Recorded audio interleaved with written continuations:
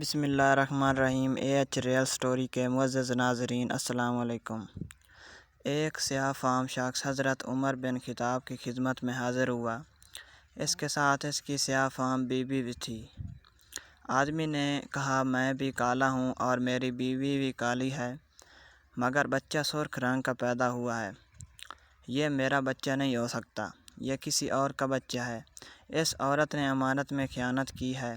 عورت رونے لگی اور کہا کہ میں نے بالکل خیانت نہیں کی، یہ اسی کا بچہ ہے۔ شوہر اپنی بیوی سے بہت بدگمان ہو رہا تھا اور اس کے دل میں بیوی کے لیے نفرت آ چکی تھی۔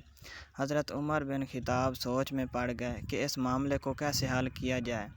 حضرت عمر بن خطاب حضرت علی علیہ السلام کی خدمت میں آئے تاکہ اس معاملے کا حل نکالا جا سکے۔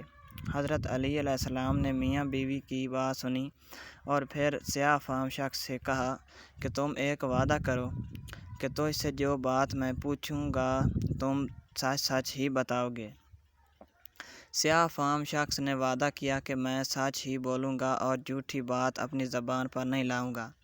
حضرت علی علیہ السلام نے فرمایا کہ سچ سچ بتاؤ، کیا تم نے اپنی بیوی سے حالت حیض میں مباشرت کی تھی؟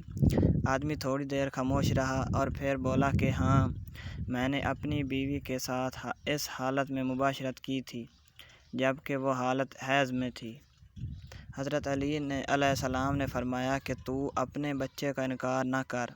جب تم نے حالت حیض میں اپنی بیوی کے ساتھ ہم بستری کی تب تمہارا نطفہ عورت کے سرخ خون کے ساتھ مل گیا، جس کی وجہ سے بچہ سرخ رنگ کا ہی پیدا ہوا۔ لہذا اپنے بچے کا انکاری مت ہو اور اپنی بیوی پر جھوٹی تہمت مت لگاؤ۔